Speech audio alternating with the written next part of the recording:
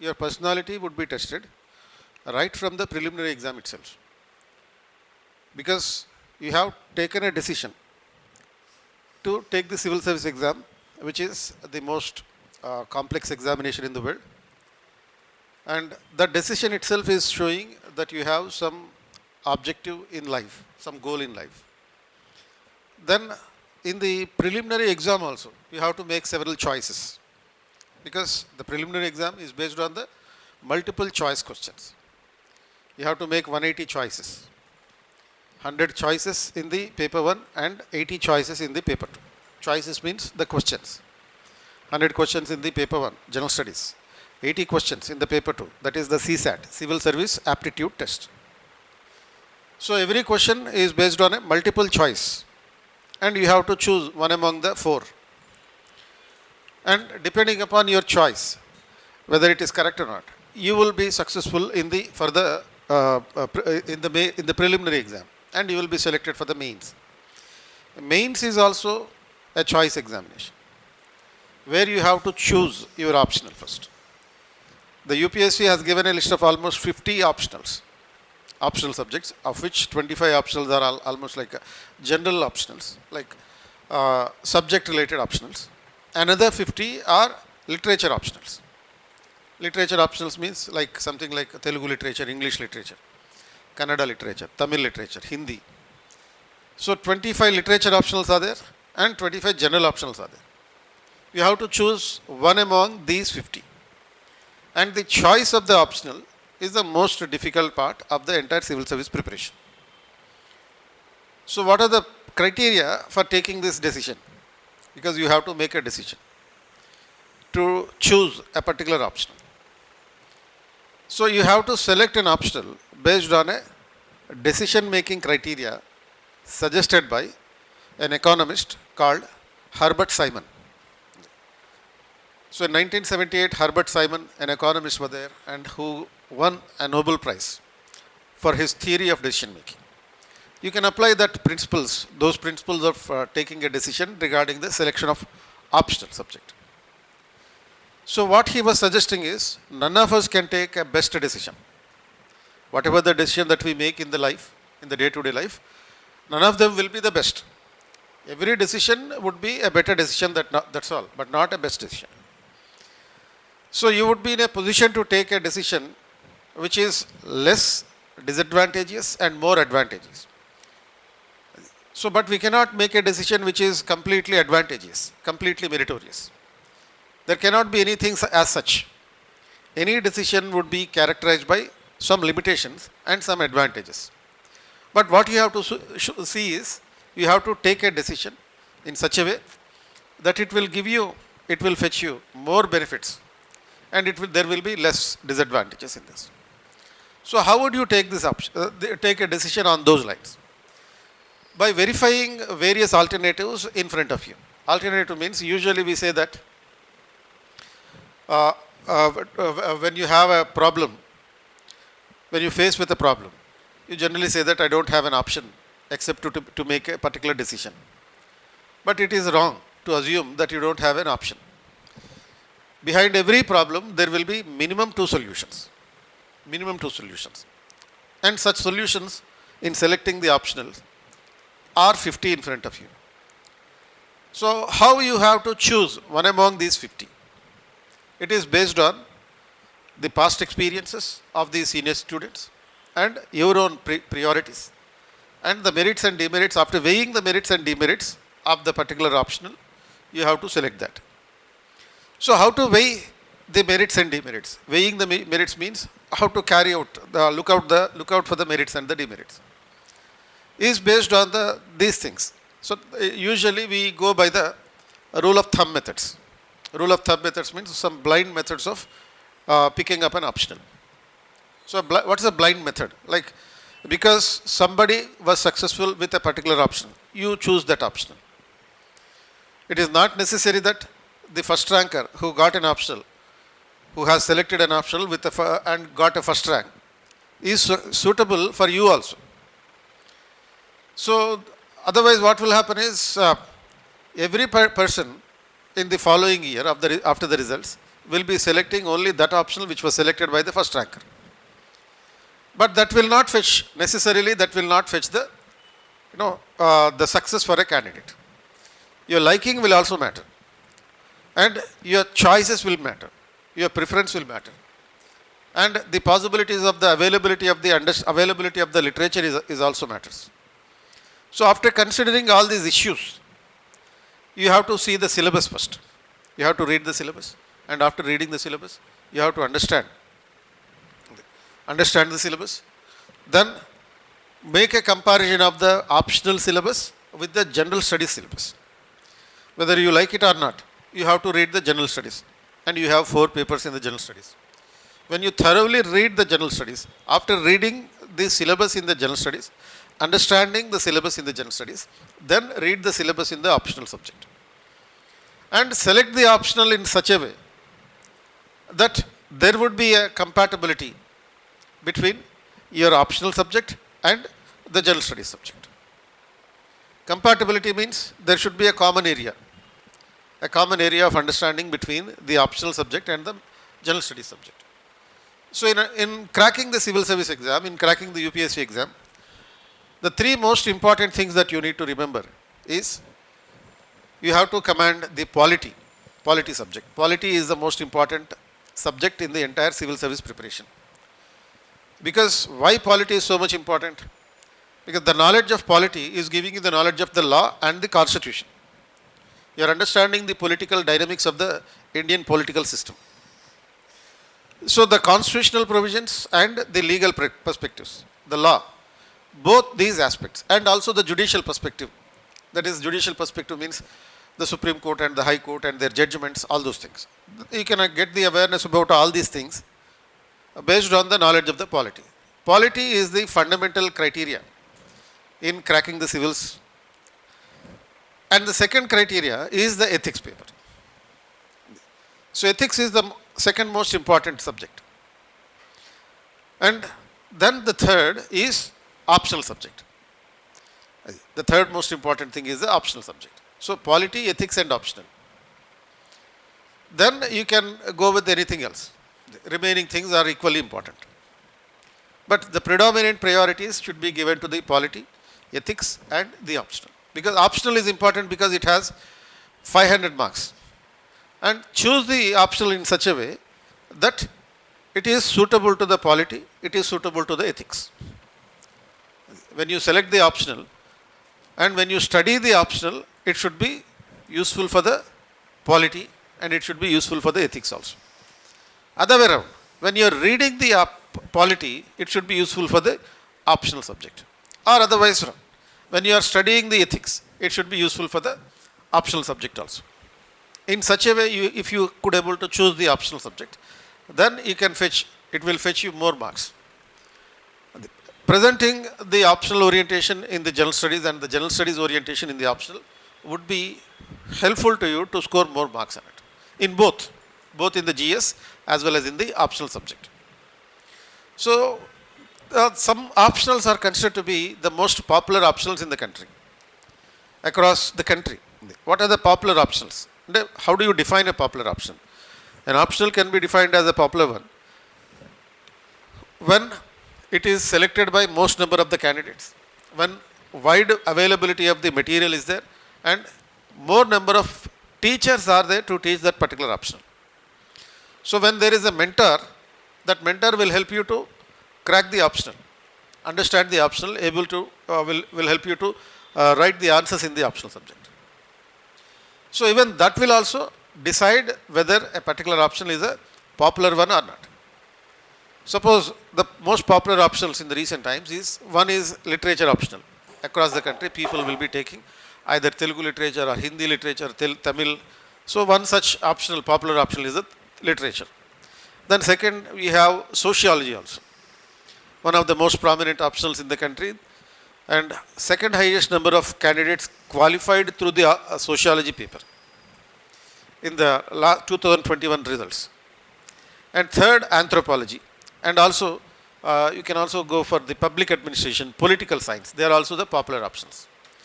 So mostly these optionals are social science optional because they are the social science oriented. humanities oriented. So these humanities oriented optional subjects, including political science, public administration, sociology, anthropology. And the literature options, other than the humanities oriented, the literature optional is also important.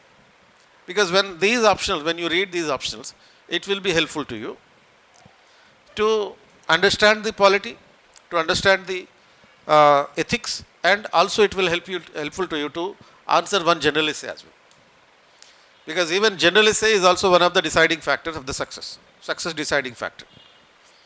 So the optional comprising of 500 marks, this 500 marks should not only fetch you 500 marks, but also they should fetch you marks from other subjects also, including 200 marks in the polity, 250 marks in the ethics, and 250 marks in the general essay. So one such optional is public administration. So this public administration as an optional for the civils exam has to be selected by the candidates because it has twin advantages. Suppose there is a rumor across the country among the candidates appearing for the civil services since almost 2016. The rumor is optional subjects are going to be repealed. There will not be any more optionals in the future. That is the rumor going on. And the rumor is not baseless. In 2016, the UPSC has appointed a committee under the chairmanship of one of the IAS officers, Baswan. And this Baswan committee has recommended that the optional subjects should be repealed. Even before that system, even before the recommendations of the Baswan committee in 2016, in 2001 itself, Alag committee, another committee constituted by the UPSC under the chairmanship of Alag, and even the Alag committee has also recommended the abolition of the optional system in the civil service exam. So according to those recommendations, in 2008, the optional system was, in 2011, optional system was abolished in the preliminary exam. Until 2011, there was optional even in the prelims also. In place of the CSAT, there used to be optional subject in the multiple choice question based. And that preliminary oriented optional system was abolished in 2011 and it was replaced with the CSAT. And in 2013, in the mains, there used to be two optional systems. And in 2013, one optional is being abolished. And since 2013, only one optional system is existing at present. And in 2016, the Baswan committee has recommended for even the removal of even single optional system also. Because it is widely criticized that the UPSC is not able to maintain that level playing field in giving the optional subjects question papers. What is that level playing field?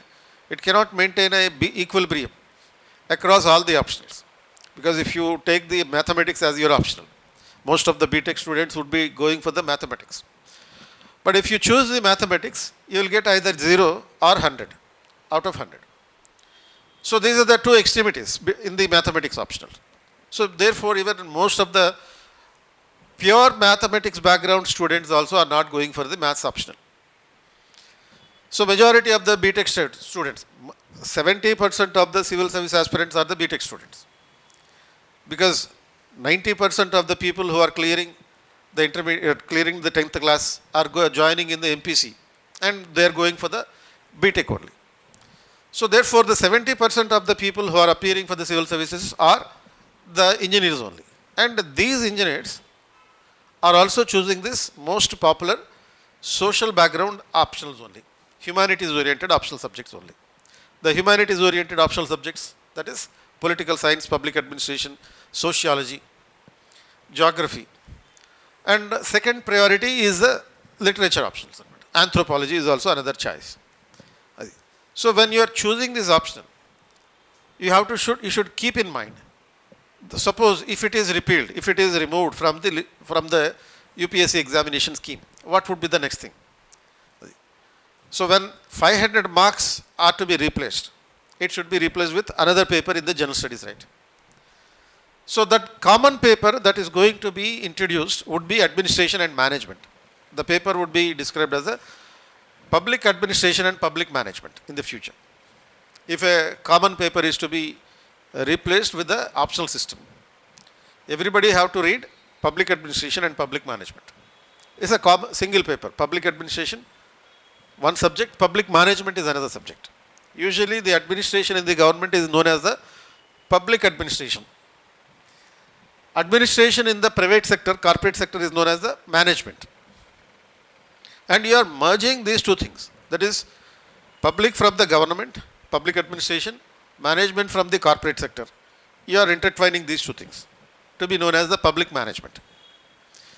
So what is this public management? We know the public administration, whatever the things that are happening in the government are the public administration. What the government is doing is public administration. Public means government. Public, the term public has several meanings, including the people.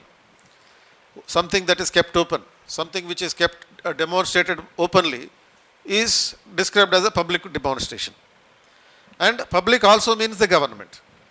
So public administration means administration in the government. Whatever the things happening in the government are the elements related to the public administration. Then we are saying the public management. And what is this public management? Management practices of the corporate sector to be adopted in the government sector. Can this happen? It is happening for the past 30 years almost. Private managerial practices are being adopted into the government. And the government is working with the private sector. Government is following the private practices, private principles. Corporatization of the government sector is happening. Privatization of the government sector is happening. Outsourcing of the government services is happening. And all these things together described as the public management.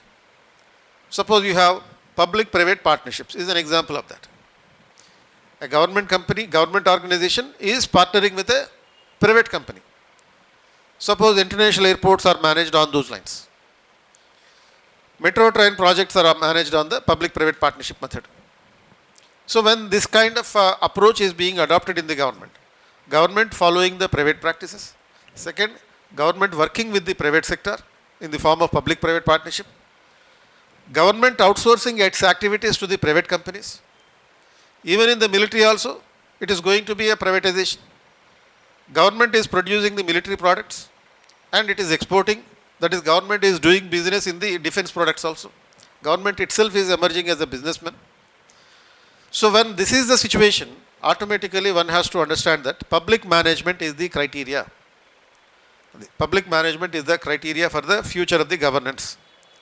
So therefore, if an optional system is to be abolished, the common paper that is going to be introduced would be public administration and public management. So in the optional you have two papers. Paper 1 for 250 marks, paper 2 for 250 marks. So two papers have to be introduced. One paper would be public administration and public law. Second paper would be public management. Another paper to replace with the public administration would be public management. In one paper you will be having public administration and public law, and the symbols of this have begun, suppose in the state public service commissions. See, in APPSC, Andhra Pradesh Public Service Commission, they have introduced a common paper for all by replacing the optional system completely. Almost from 2008 there is no optional system in the state public service commission exams in the group 1 or group 2. Earlier there used to be optional papers even in the group 1 and group 2 also at the state level. And from 2008 in AP, the joint Andhra Pradesh, optional system is replaced with common papers. And in the divided Andhra Pradesh, now they have introduced a common paper in group 1 level, that is polity, public administration, governance and law and ethics. 5 components of a paper has been commonly introduced. These 5 components are public administration, polity, governance, then ethics and public law. And it is proposed by the second Administrative Reforms Commission in 2008.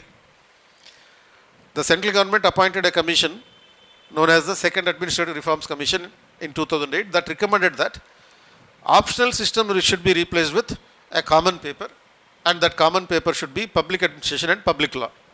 That is one paper. So what is the public law? Fundamental basics of the law would be a part of the civil service preparation. And what the lawyers would be preparing for. The things that the lawyers are preparing would be incorporated from the point of view of basics. So then this is going to be a common paper. So for that reason, public administration should be opted as your optional, so that it would be useful to you. The study of public administration would be useful to you, even if the public administration, even if the optional subject is being replaced with the common papers.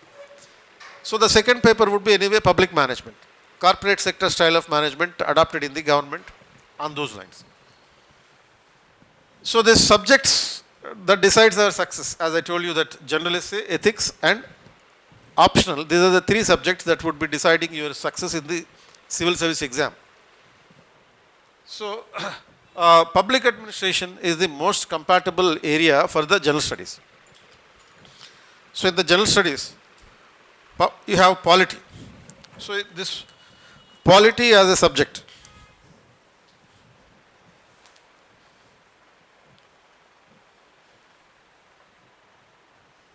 So the polity as a subject of study is compatible with the paper 2. In paper 2 of public administration, you would be having Indian administration, and you are supposed to study the polity as a part of the GS2. The second paper in the general studies is the polity. Second paper in public administration is Indian administration.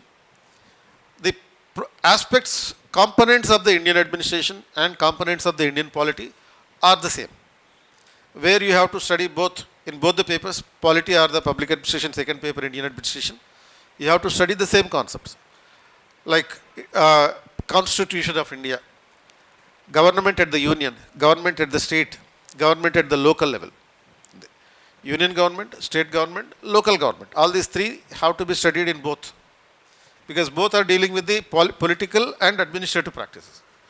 So therefore, public administration is having high compatibility with the general studies, which would be useful to you to answer polity questions to the extent of 200 marks, ethics questions to the extent of 250 marks. And even in the other papers also, even in the general studies third paper also, general studies paper 1 also, public administration related topics are there. Suppose in paper 1, in general studies paper 1, you have the areas like history, then social issues, geography, and the culture. History, culture, social issues, and the geography. Among these papers, social issues are compatible with the public administration. In social issues, you have the topics like secularism, unity in diversity, or urbanization issues. Then women related issues, women organizations, self-help groups, and also social empowerment concepts. All these things we study as a part of the paper 2 of public administration. Secularism should be studied even in the polity also. So there was a question like, in 2019, I think there was a question in the general studies paper 1. What France can learn from India's secular ideology? What France can learn from India's secular ideology? So usually we say that the Indian constitution has borrowed several things from various other constitutions in the world. Say something like parliamentary form of government, borrowed from Britain. Fundamental rights were borrowed from America. Directive principles are borrowed from the constitution, Irish constitution. So we say this kind of borrowings from other constitutions in the world. But the question was given in 2019 saying that what France can learn from India in terms of secularism. So this is studied as a part of the paper 2. Secular ideology is being studied as a part of the paper 2, with implications across the world. The fundamental difference between the secularism of India and the secularism of the Western societies is completely different. In India, in general, secularism will be defined in the constitutional perspective as state is neutral in terms of religion. State is neutral in terms of religion. But in India, state is not neutral in religious matters. It will interfere. State will interfere in the religious matters of the people. State will not maintain neutrality. And so when we say the state is neutral in terms of religion, that is applicable to the Western secularism, including the French secularism. The neutral ideology of the secularism is based on the religious equality. But that is a brutal equality, not equality in terms of equal treatment of all the people. It is a brutal equality. Equality will be there equally to be applicable for all the people without any variations. But in India, we don't follow such kind of brutal equality. We have positive discrimination in terms of equality. When we say discrimination, it is showing differences among the people. But this is a positive discrimination. When it is a positive discrimination, it is good for the society. Wherever necessary, government will interfere in the religious practices of the people if those religious practices are not necessarily religious in character. For example, in the recent times, there was an issue in front of the High Court of Karnataka where it was asked whether wearing the hijab by the Muslims is whether it is really necessarily a religious practice or not, was asked in the High Court of Karnataka. And the Karnataka High Court said that it is not necessarily a religious practice. It is a secular practice adopted in a particular religion, that's all. And moreover, hijab is not banned. Hijab is not banned across the state of Karnataka. The students in a particular college were asked to wear the uniform as prescribed by the college. And that is not illegal again. This rule is not being introduced for the first time, only in 2022. This rule was introduced by the 1983 Karnataka Education Act. According to the Karnataka Education Act, every school, every college has the right to decide its own dress pattern, dress uniform, dress code, according to the rules and regulations of that particular institute. Those people who wish to follow those regulations may take the admission in that school, otherwise they need not take the admission. The rule says that only the dress and only the accessories prescribed as a part of the dress code should be worn. One should not wear anything extra, one should not wear anything less. The same thing, the same principle is applied even in the other schools also, right? Suppose if you are attending a Christian missionary school, they prescribe a dress code. And you will not be allowed to wear anything extra. And you will not be allowed to wear anything less than what is being prescribed, including the accessories. Including accessories means the belt or the shoes, socks. And the ribbons, even the color of the ribbon is also decided by them. Suppose if the girl who is a student of a school, studying in a missionary school, if she went to the school wearing the flowers, she will be asked to remove the flowers immediately. So because it is an extra accessory being displayed that shows your religious identity in the school. The purpose of introducing a uniform is not to nobody should disclose their religious identities in the public places, in the schools, so that an element of equality will be maintained across all the students. So this rule has been included in the Karnataka educational system by the 1983 Karnataka Education Act. It is not a new rule, introduced almost 30 years ago. So this is where we have the possibility of state interfering in the religious practices of the people. State is not neutral. State can support a religion. State can abolish certain practices of a religion. State supporting a religious practice means, suppose there is a government is offering subsidy. Government is offering a subsidy for the Makkah Yatra. If the Muslims are having an intention to visit Makkah for a Makkah Yatra, government is giving the subsidy for that purpose. It is supporting a particular religious practice. And similarly, government is also organizing Manas Sarovar Yatra. When the government is organizing the Manas Sarovar Yatra, that is where the government is interfering with a positive attitude.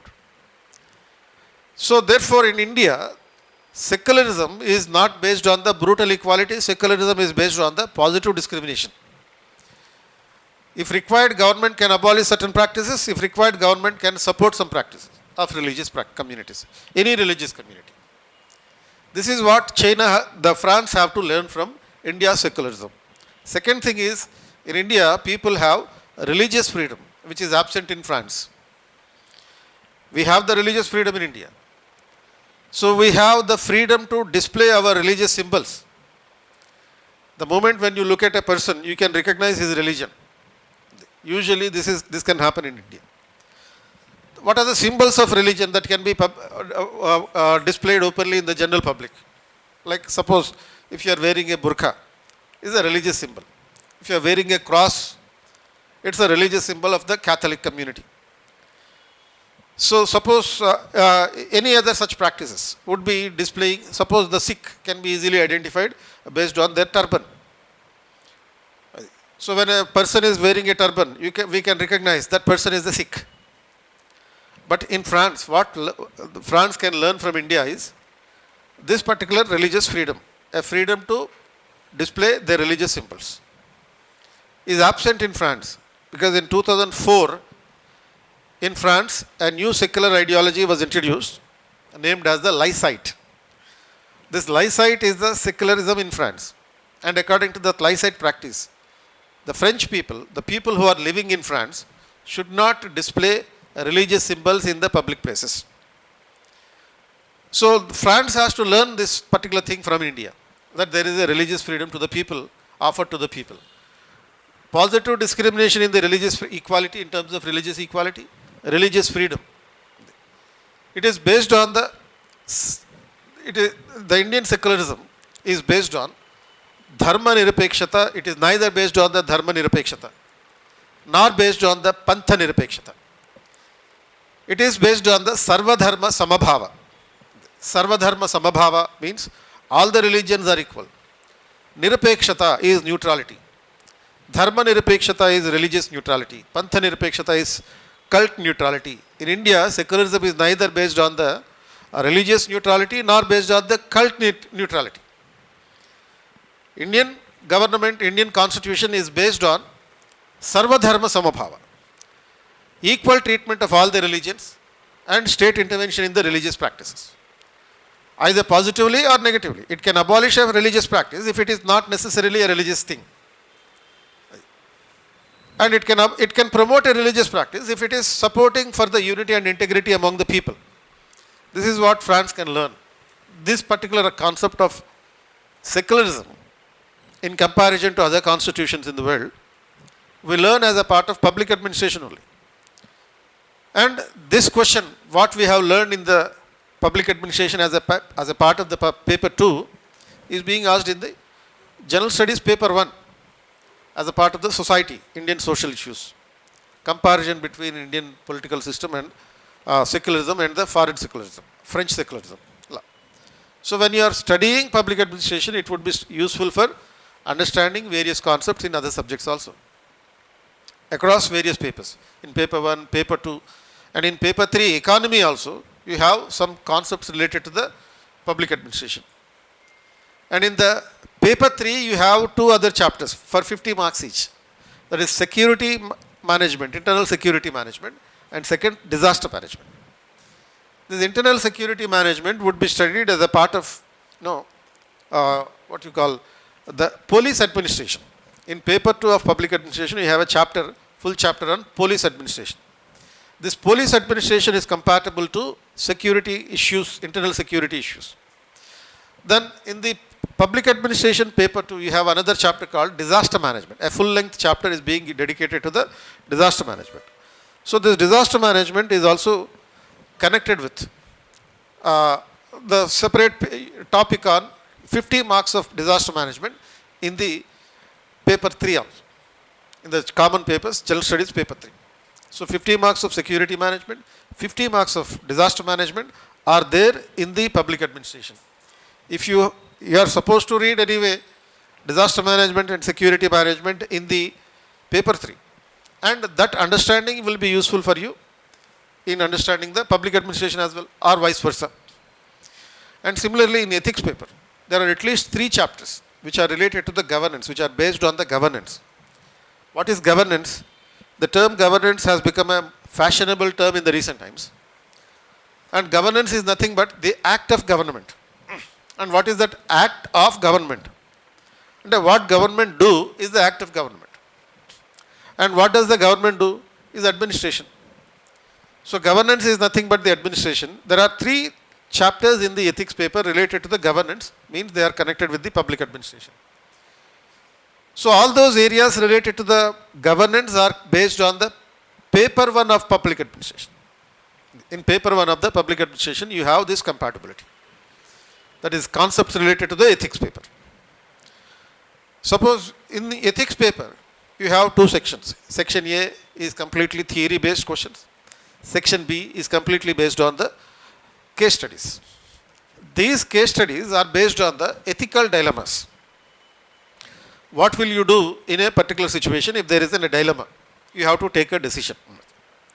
Suppose there was a question in 2018 in the ethics paper based on a case study.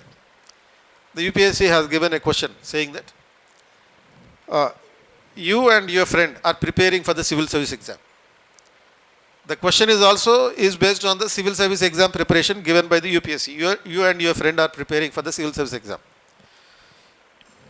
Your friend has cracked the civil services, IAS, she cracked the IAS. You could not make it. After cracking the IAS, she went to the interview. She went for the training in Mussoorie. In the beginning, she used to communicate with you. She was your childhood friend, and initially she was communicating with you. Gradually, she reduced the communication with you. And at one point of time, she stopped the communication completely with you. She was not at all communicating. She blocked you across all the social media platforms, including the WhatsApp or Telegram and Google Pay also. Across all the communication platforms, she has blocked you. Then someday she visited your hometown, which is also her hometown, but she did not inform you about her arrival. Then you went to her home, because she is a childhood friend, you will be knowing about her very well. You went to her home, but she is not ready to talk to you. You are under a deep commotion, you are under a deep depression, because she is not communicating with you. What will you do in this situation? That is the question. What will you do in this situation? So as a general ordinary person, if you think like an ordinary person, I will stop communicating with her completely, and otherwise I will enter into a quarrel with her, or I will throw acid on her face. If you are a common person, you would be deciding on those lines. But you are an aspirant of civil services. That is the condition, first condition. As an aspirant of the civil services, what will you do? You have to think from a 360 degree perspective. You have to think from why she is doing as such, not from your point. What is your future is not the criteria here. You should think from the perspective of that girl. Then you have to think from the social perspective, economic perspective, political perspective. All these multiple dimensions should be understood. And this kind of understanding, ideology and 360 degree thinking would be possible only when you think from an emotional intelligence perspective. You need to have an empathetical consideration about why she is not talking to you. You need to have having an empathetical consideration means what? Empathetical consideration means looking at the problem of others from their point of view. Whatever there is a problem should be understood from the point of view of the other person, not from your perspective. Because in your perspective, what is considered to be right is not necessarily right in the perspective of the other person, from the orientation of the other person. So you need to learn from looking at the issues from the point of view of the other person. So that kind of emotional intelligence, empathetical consideration, emotional intelligence is necessary to answer this question. So therefore, this will give you a balanced orientation in your approach. You should not enter into a quarrel. And the answer to this particular question can be understood by applying the principles and theories proposed by MP Follett, a lady management thinker about whom we study in public administration. MP Follett was proposing about a theory of conflict. This is a conflict of relationship. And in the relationship conflict, how to overcome this conflict? And wherever there are human beings, conflicts are bound to arise. And every organization, suppose why this question is given.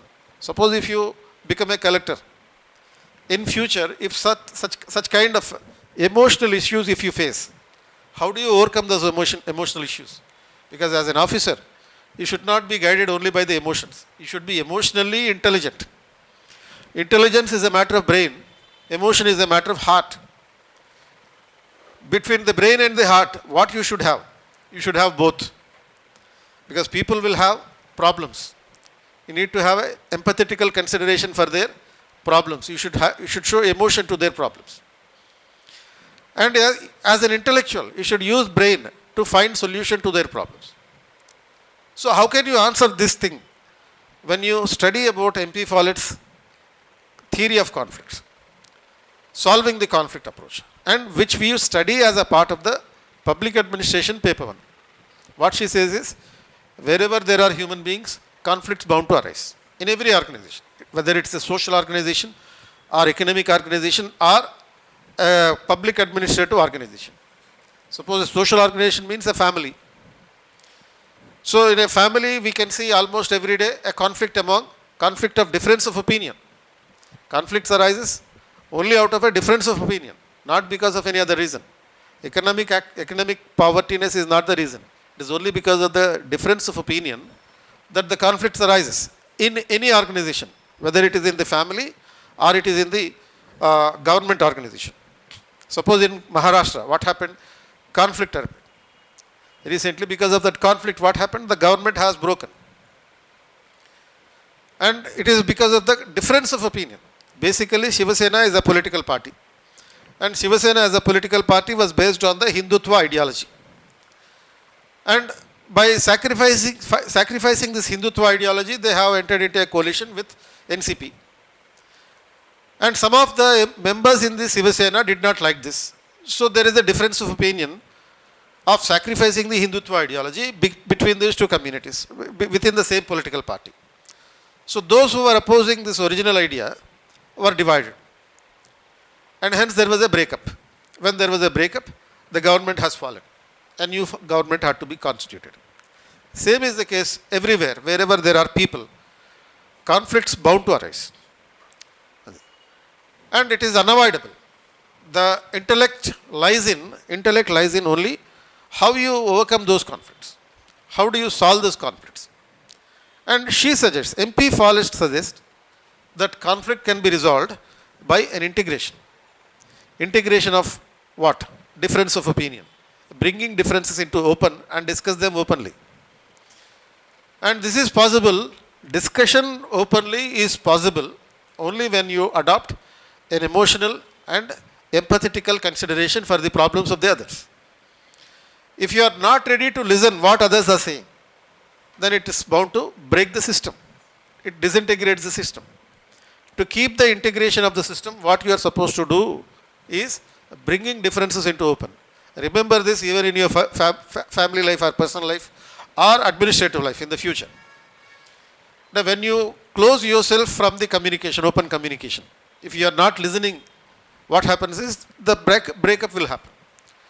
Usually we complain about that today there are no joint families. Joint families are broken. Why joint families have broken? One of the reasons is failure to communicate with all the members of the family. A joint family used to have a head of the family, and that head of the family is like a tiger, and the tiger will threaten everybody else in the family. And the tiger is not open for a communication. The tiger will not listen what other members of the family are saying. There was no freedom of expression for the other members of the family. If this head of the family, who is a tiger, let's see, rabbit to open communication, the family would not have broken. You can see in the recent times, many people are going for a divorce. Many couples are going for a divorce in just a span of 1 or 2 months after the marriage. Why this is happening is because of over communication again. Problems in the society arises only because of the communication. For example, the same MP Follett says that First World War has broke out because there were no absence of communication. Second World War was because of the communication inadequacy, that is communication gap. And in the future, Third World War will occur, and that will be because of over communication. This is what will happen. For everything, there is a communication behind the problem. First World War, because of the lack of communication. Second World War, communication gap. Third World War will occur because of the over communication. Joint families have broken because there was no communication at all. And second level, in the present society, only wife and husband are staying together, and they are also breaking their relationship because there was a communication gap between them. And in the future, if the families break up, that will be because of the over communication. Even over communication has begun, the trend has begun already. Because of which some people are also deciding to stay alone, which is the practice of which is being described as a sologamy. People marrying themselves so that they will not enter into a conflict with anybody. A lady in Gujarat recently, a few days back, has performed this sologamy. So it is not just staying together, staying alone, but marrying herself after performing 5 days rituals. Generally, when we perform a marriage, 5 days rituals will be performed. Haldi one day, Sangeet one day, and 3 other activities. She performed all these things. And the best part is, she went to honeymoon also, alone. And in Australia, one man has performed this sologamy after 3 months, and the peak levels, it was the peak level of the experience of the sologamy. He taken the divorce also. He has married himself and has taken divorce himself. So that kind of situations are arising. And this is to avoid the conflict, but it is impossible to avoid the conflict. Because they are human beings. When they are human beings, there will be difference of opinion. And the intellect lies in how you overcome these conflicts. And you cannot expect that the people cannot enter into any kind of conflict. Everybody will have this conflict situation. And in the future, if you are an officer, you would be entering into conflict with your subordinates. Because you work actively and your subordinates are lethargic. And you will be finding a problem with them. Or your boss will be there, right? Minister will be your boss.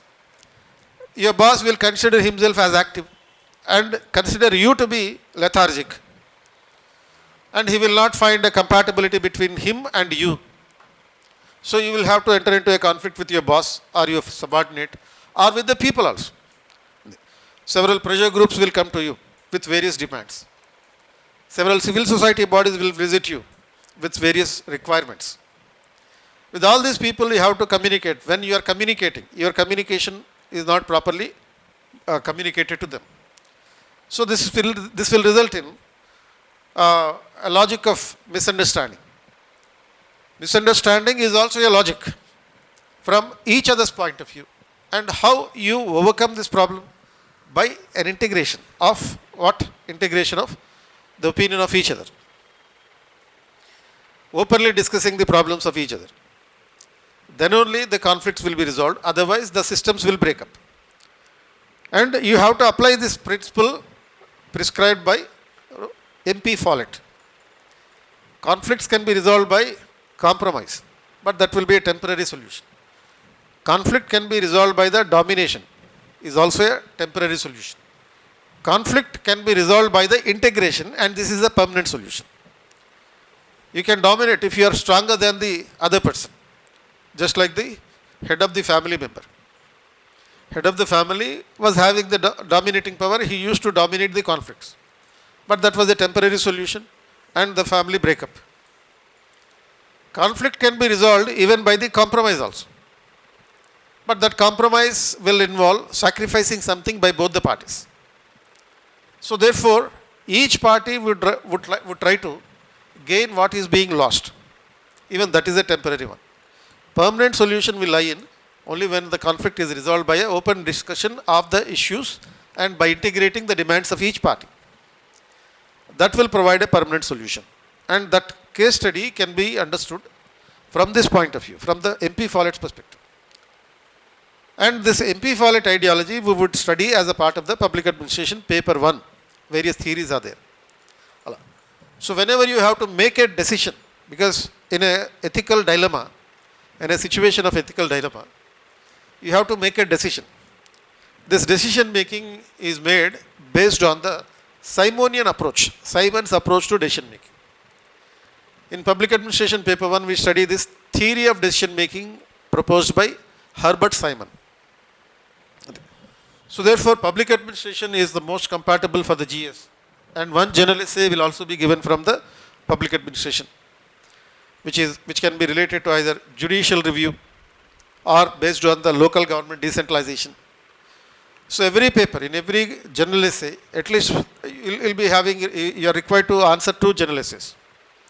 General essay paper is divided into 2 sections. One section is section A and section B. Each section will have 4 questions. And out of these 8 questions, at least 1 question will be given from what you have studied as a part of the public administration, either related to decentralization or related to the federalism or related to the judiciary or any other democratic oriented aspects, democratic philosophical aspects. So one general essay from the public administration.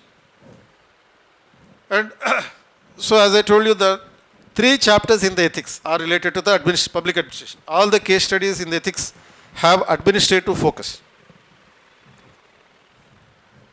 Then public administration may be a common paper in the future. If optionals are abolished, the common paper that would be introduced in the future would be public administration and public law 1 paper, and public management is the 2nd paper. Public management has a compatibility with the paper 1, and public administration and public law will have compatibility to the paper 2 of public administration, that is Indian administration. Civil service reforms recommended by 2nd Administrative Reforms Commission, Niti Aayog, and also Baswan Committee. So these commissions, including the Baswan Committee in 2016, have recommended that public administration should be a common paper in the future.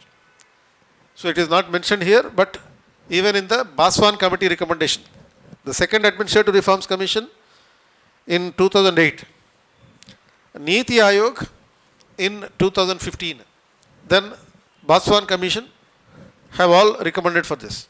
So in public administration you have highest number of selections in the recent times also. Since 2018, if you see, the number of selections with public administration as an optional is increasing. In 2019, the first ranker is also having public administration as an optional, but this is not the criteria, as I told you in the beginning, to choose the optional. Optional selection should be based on whatever I said now. That is, it should be based on the compatibility with the GS and the general essay. And it's a scoring subject, and there are 2 papers in this. So paper 1 is called as the administrative theory. Administrative theory, and 80% of these chapters, there are 12 chapters in this paper, and almost all the chapters, at least 10 chapters in this paper are related to the management. Based on the management, they are borrowed from the management directly. Then in the paper 2, you have Indian administration, which is related to the Indian polity. All the concepts of Indian polity are studied in the Indian administration. So these are the things that you need to remember as a part of your selection of your optional public administration as an optional civil services. So if you have any question, let me know. So next subject would be Telugu literature by Dr. Bhavani Shankar. So you attend all the subjects today, and based on your analysis, you take the decision. So don't get influenced by what I said, don't get influenced by what others said. After taking the information from all the faculty, public administration, anthropology, sociology, then political science, art, geography, and Telugu literature, after listening all these classes, you weigh the merits and demerits of each subject. After going home, what you do is draw a table of various optionals, right? And public administration, political science, geography, sociology, Telugu literature, anthropology. All these columns should be there. And identify the merits and demerits of each and every subject. What are the merits? What I would lose if I select public administration, what I would lose from anthropology. What I would gain if I select public administration from anthropology, if I not selected the anthropology. So on those lines you have to make the decision. And after analyzing all these facts, and you have to read the previous question paper also. Read the syllabus, identify the compatibility of matching between your syllabus and the GS, then go for the previous question papers. You can download the free previous question papers, previous year question papers from the UPSC website, free of cost. So that's just 2-3 question papers would be adequate. Just go through them and identify whether you can answer them or not. Then you can decide whether public administration is suitable, or anthropology is suitable, or Telugu literature is suitable, or sociology is good for you. Right?